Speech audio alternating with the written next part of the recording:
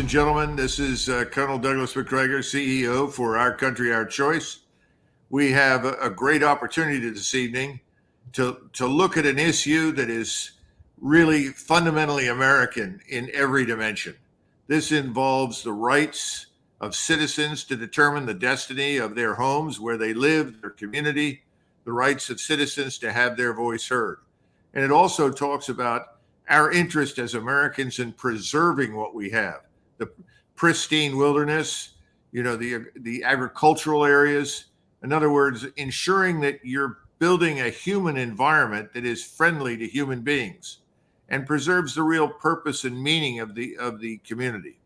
So with that, I want to introduce the people who are going to be talking to us tonight about the situation in Marshall. Barry, do you want to start? Sure. Thank you, Colonel. First, I want to say thank you for giving us this platform. This is a crucial issue that needs to get heard nationwide. So I'm Barry Wayne Adams. I've been living in Marshall, Michigan since 1990. I've been a residential builder, been able to fix a lot of these old historic homes in the city. I've been pretty much apolitical, but because of these recent happenings, I've decided to step into the arena, and I am trying to run for mayor against the existing incumbents who have been in control and have brought this debacle into the area. So the bottom line is that you, Barry, are somebody that normally would never run for office, but you're doing so now because the issue is an existential one for Marshall and your community, right? You are absolutely correct, Colonel. Okay. Next. Hello, my name is Lynn Slide, and I'm a Marshall citizen, and I'm also a Michigan person. I've lived in Michigan almost all my life, and I love Michigan because we are the Great Lakes state. We have fantastic waters. Our rivers and our lakes of fresh water are a national treasure. Absolutely. Makes perfect sense. And finally, I'm Regis Klingler. I'm a Marshall resident, have been for about 6 years. I, again, would not necessarily run for office, but because of this issue and how it's been handled by the local council and government, I think I need to run to try to get it changed at that level. So I am running for council representative for Marshall. And yeah, this has been an issue that has got me fired up enough to do that. good. Well, that's the right kind of reason to hold public office and to be involved in the political arena. Now, just to remind all of our members who are watching this and others who may be interested in helping you, you will see below the picture funding sites. In other words, websites where you can go, and if you want to make a contribution to help these people in their fight for Marshall, fight for their county, fight for their environment, you can do so. All right, so now let's go ahead and talk about the issues at hand. All right, what brought us together was your coming across my position statement as I have decided to run for mayor in Marshall, Michigan. Right. Up here, we're having a real conflict with what we consider to be irreparably corrupt government, not protecting the local resources of what we feel is the real value in Calhoun County. It's where Battle Creek is. We're 11 miles from Battle Creek. It's primarily an agricultural county, lots of beautiful farmland, and we're finding that our local governments have conspired with a few groups in Lansing, a few appointed groups that, this kind of chain of money laundering and land acquisition organizations that they created in order to funnel state money for private gain, which is in violation of the Michigan Constitution, Article 9, Section 18. But what they're trying to do is move this battery plant in, Blue Oval battery plant from Ford, who was working in combination with Cattle, who is a functional organization of the Communist Chinese Party. And why do you think that Marshall was chosen to host this battery plant? Primarily for its location in terms of logistics and distribution. We're right at the area where I-69 meets I-94.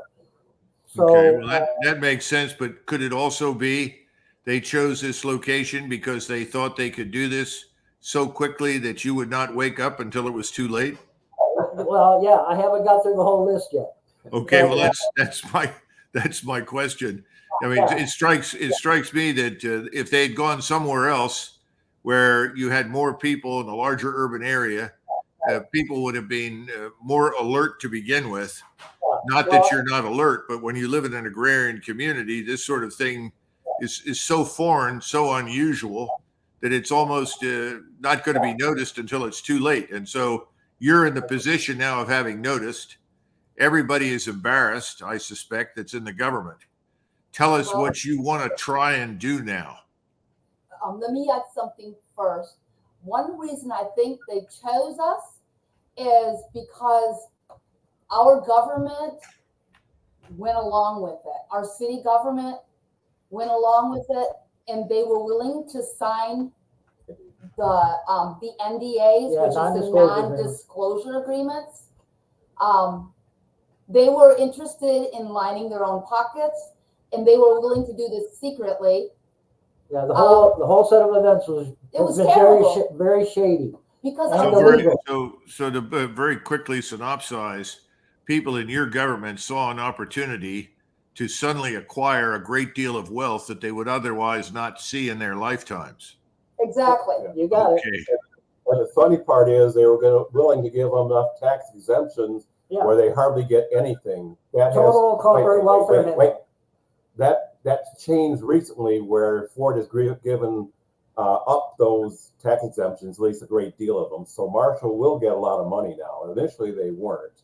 And the city government here is largely unopposed or appointed to the board. So they've got their own small little group along with the Economic Development Association that's pretty tight-knit and intertwined and all that. So the good old boy network is live here. Sure. Now, your principal objection is not just that there's a connection to Chinese investment. Your principal objection is to the battery manufacturer itself. Am I not right? Well, our first objection is the city would not let us vote on it. We signed petitions, had more than enough. They denied them. They said, one, that only the people in the 5-member committee could submit them, which is totally against Constitution. You know, it has to be 18 and a citizen to collect signatures. You can pay to do that. The courts have never ruled on that. They know they would be wrong if they did. And the other thing is that, yes, there is environmental concerns being right next to the river and the upwind of the city. So, yes, there's a number of reasons why we are opposed to this. Well, those reasons are very important. So the first one is obvious. They've subverted the normal process of government in order to essentially slip this through, correct? Yes. They put an appropriation in a zoning ordinance, and the city charge says you can't have a referendum on something that contains money, an appropriation. They have never done that before. There's no other ordinance that has an appropriation in it. I have checked that. So it was specifically so we couldn't vote on it. Is that something that you can get a court to act on to stop? No. They said it was okay. Okay. Well, that's not good news. There are still potential legal remedies available. We have been to the circuit court. We have fought through the circuit court, and appeals court. And we went ahead and went to the appeals court with it. And again, they are not ruling against us. They're ruling against us. What we need to do is we need to be able to go to the Supreme Court. Yeah, this is where we need help. This is where we need help, because we have been really doing a great job fundraising. We have fundraisers. Well, I got my numbers here. Pardon me? it's over 100, probably 120,000 that we've raised. We have an attorney that we feel is very good. They have given us significant discounts at each level and limited their charges to us. But to go to the Supreme Court, that's additional funding that we have to have, and it's kind of hard to fundraise after you have 2 court decisions against you. We have done a lot of fundraising, and we only have really only like $3,000 left to pay on our circuit court. But in order to go to the Supreme Court, we're going to need $35,000. So we need a total of $38,000 in order to pay off our debt and take this to Supreme Court. Now, I understand. Now, I have a quick question here that's potentially important. Normally, when you build a factory of this kind that has obvious environmental implications, there is a federal requirement in many cases, and sometimes at the state level, for an environmental impact statement that outlines in detail what the potential downsides as well as upsides may be for the environment. Has that been done? No. Yes. They've done an environmental impact statement, yes. They have. They have not gotten all their permits for air and water discharge yet, though. And that statement, have you read the statement? Have you examined it? I have not personally. I haven't looked at it. I've looked at the study, not in that depth. I remember it's been done quite a while ago.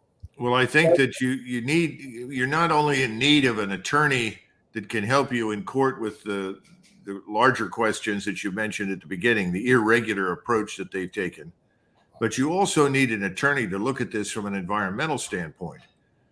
Somebody has got to read that statement and then put the larger picture together. I mean, you're talking about a pristine agricultural environment. Yes. You don't want to become another East Palestine in Ohio, correct? Oh, yeah. And the question is, does that potential exist with this structure? Yes. We have a woman who lives over in Marshall Township. She's a retired professor of chemical engineering, and she has a lot of objections to this EPA analysis because she has said that it was done during it was done during the cold of winter when you do not get valid numbers from your analyses. And they've done everything to circumvent having a responsible look at what's been going on. Everything has been railroaded through. They know Marshall has been a politically apathetic community for decades. And they, like you said, they thought they could slide it through. But this was going over the line, Colonel. And people started to stand up here, and we're going to do something about it. Just a couple examples. They do have a stormwater permit.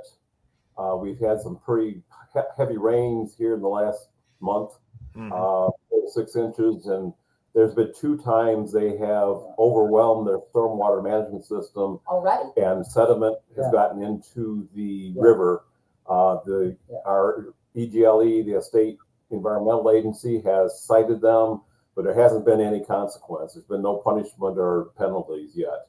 Also, the Economic Development Agency that bought up all the land using state money is building a new fire department building for the township. They want to have the site of the old fire department building to use for utilities. Well, they didn't mention that it's a contaminated site already, and they really need to do baseline assessment of that and come up with a management plan for that. I don't know if this township's going to make them do that, but they have every right to do that. So there already has been some environmental issues that have come up that are concerning. So we're not even in operation of the plant yet. There's definite problem for, if the drains in the plant will empty into the wastewater treatment system. If there's a leak or spill or fire in the plant, there's going to get stuff in that way. If there's a fire at the plant, easily the lithium compounds can get into the groundwater and probably into the river. So there's a consequence from that point also. And Ford does have the best. These things should work to your advantage in terms of achieving a stop order on this whole business. They should. Now, obviously, you're in a Democratic state, a blue state, correct? Yeah. You have a blue governor. Well, no, it's in We flux right now. do have a Well, Democratic this governor. project has the governor's blessing, and that definitely comes into play, I think, even in the courts. The Court of Appeals had 2 judges appointed by the governor. So I think there is some influence. The government, like I say, is behind it. Most of the money spent so far has been state money. They're giving a lot to Ford, a lot to the Economic Development Association. So state money is taxed, our money. well, yeah, right. But they spent hundreds of millions of dollars already. Ford hasn't really spent that much. They're just spending to build the plant. They're going to spend enough, but they're only 20% done on the plant itself. All the site acquisition and development and utilities is all done with state money. Mhm. But the EV market has been catastrophically collapsing. So Ford has decided to downsize, and from what we're hearing around here, they may have already pulled out. Ford is stopping its EV development. They've got hundreds of thousands of these EV cars parked in fields. Nobody wants to buy them. The state has already cut $750 million from what they were going to give us. Yeah, and a particular type of exemption status called Renaissance Center, which had other types of benefits. So it seems like they are slowly pulling out, just looking at it from a business point of view. But we're concerned with the illegalities that went on in order to do what they've done so far, and we want to reverse that. What we're really concerned about, since the court has ruled as they did, the city could pass any ordinance, stick $1 or $10 into it, and the people wouldn't be able to vote on it. Also, Ford is 500 acres of this mega site.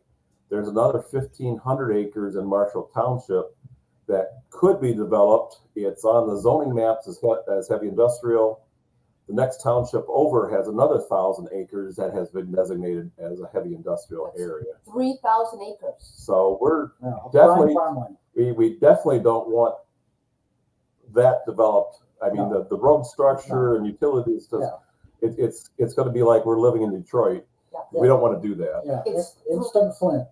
Yeah, and so from the standpoint of your governor, no doubt, you're in the way of progress. Yeah, absolutely. Yeah. It's 3 miles of the Kalamazoo River. It follows 3 miles. 4 miles? I thought it was. Regis is saying, corrected me and said 4 miles. If you include the next section that they're looking at. Well, it strikes me that the governor and her friends have decided they know a lot more about this than you do, and that they know what is best for you. And this is going to be shoved down your throats come hell or high water. Is that about right? That's what it feels like right now. But you have a couple of opportunities potentially, and I'll ask you to talk about the funding issue in a minute. But you're going to pursue this in the courts along the lines that you discussed earlier.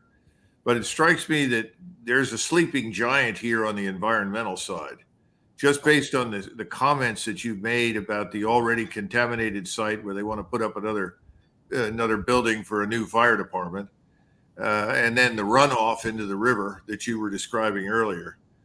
Surely somebody who is sharp on environmental law must be able to assist you as well.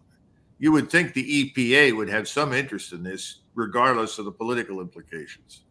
I think the state, its EGLE, as the environmental department, has the designation to be the representative for the EPA. The soil erosion is the county. The city gave them a building permit and other things. Those are also highly unusual how they got the permit structure set up. Okay, now what are the 2 or 3 things that you want to synopsize before we leave the subject? You've got an America out there that wants to understand this. they're already sympathetic. I mean, I don't see how any American living anywhere in the United States could not be sympathetic to your position. But of course, I've been wrong before. But nevertheless, that's what I think. So, number one and number two. Number one, tell us in very stark terms what you're now pursuing immediately. Number two, once again, quickly summarize the environmental issue. And number three, tell everybody what the funding sites are that they need to go to help you. You do have a site where people Yes. can contribute.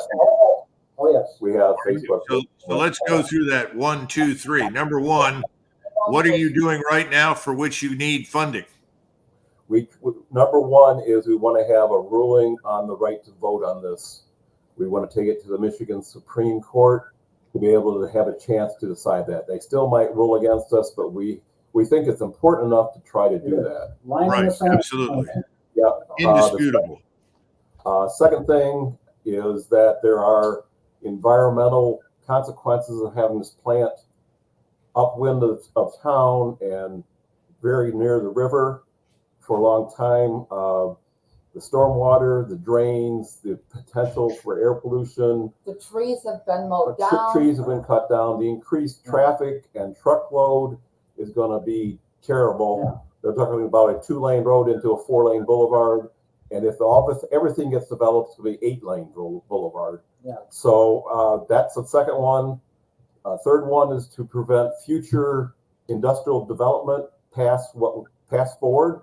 If Ford goes through, we don't want to see another 2,000-3,000 acres of industrial development there. Absolutely. Makes perfect sense. Now tell us, excuse me, Barry, go ahead.